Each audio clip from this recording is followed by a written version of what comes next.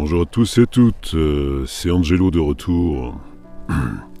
Alors avant que YouTube ne disparaisse, je vais vous parler du test PCR et d'une chose qui est extrêmement peu connue, du postulat de Koch. Voilà. Le test nasal de détection du Covid, RT-PCR.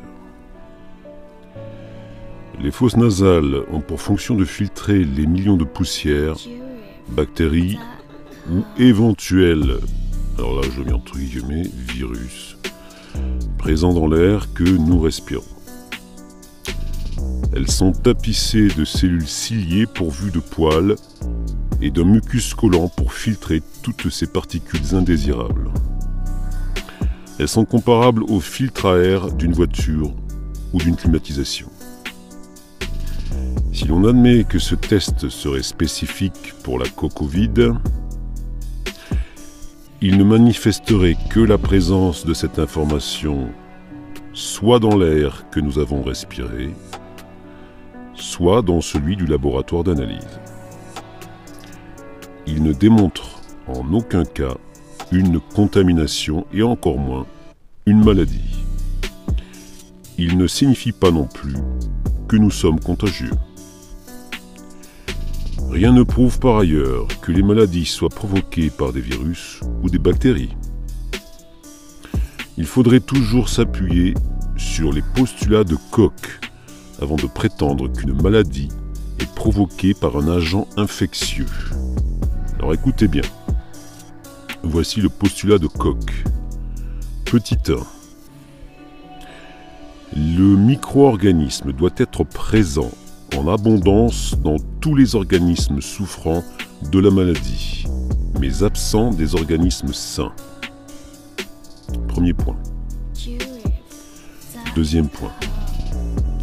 Ce micro-organisme doit pouvoir être isolé et croître en milieu de culture pure, ne contenant que ce seul microbe. Troisième point.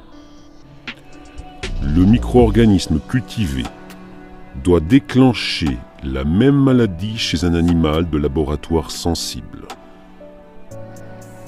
Quatrième point.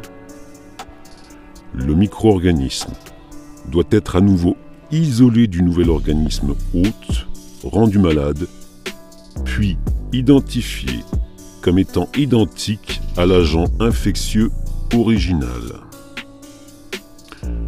Aucune maladie virale ne répond à ces critères fondamentaux. Si nous voulons pour nos enfants un monde propre et libre, il nous faut sortir de la peur. Ce qui ne signifie pas que nous devrions proroger le fonctionnement de notre société moderne, beaucoup trop axée sur le virtuel et sur l'argent.